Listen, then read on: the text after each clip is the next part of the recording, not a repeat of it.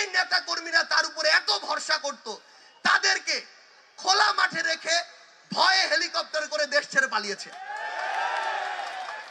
আমরা দেখেছি বিগত 16 বছরে আওয়ামী লীগ কিভাবে বিএনপি, জামায়াত থেকে শুরু করে বাংলাদেশের অন্যান্য সকল রাজনৈতিক দলের নেতা কর্মীদেরকে মিথ্যা মামলা দিয়েছে, হয়রানি করেছে, জেল খাটিয়েছে, গুম করেছে, খুন করেছে, নির্যাতন করেছে, বাড়িতে থাকতে দেয় নাই, বউ বাচ্চা সহ বাড়ি ছাড়তে হয়েছে।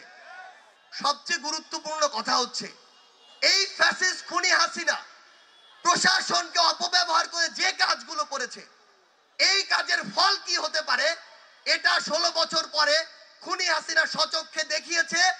যেই নেতা কর্মীরা তার উপরে এত ভরসা করত, তাদেরকে খোলা মাঠে রেখে ভয়ে হেলিকপ্টার করে দেশ ছেড়ে পালিয়েছে। এখানে একটা গুরুত্বপূর্ণ শিক্ষা আছে, যে শিক্ষাটা আমাদের নিতে হবে। সেটি হচ্ছে এই একই কাজ যেন আমরা এখন থেকে আগামীতে না করি। যারা ভালো কাজ করেছে, কোনো অপকর্মের সাথে জড়িত ছিল না, কোনো ক্ষমতার অপব্যবহারের সাথে জড়িত ছিল না, তারা যে দলেরই হোক না কেন, তাদের সাথে যেন নতুন করে অন্যায় না হয়।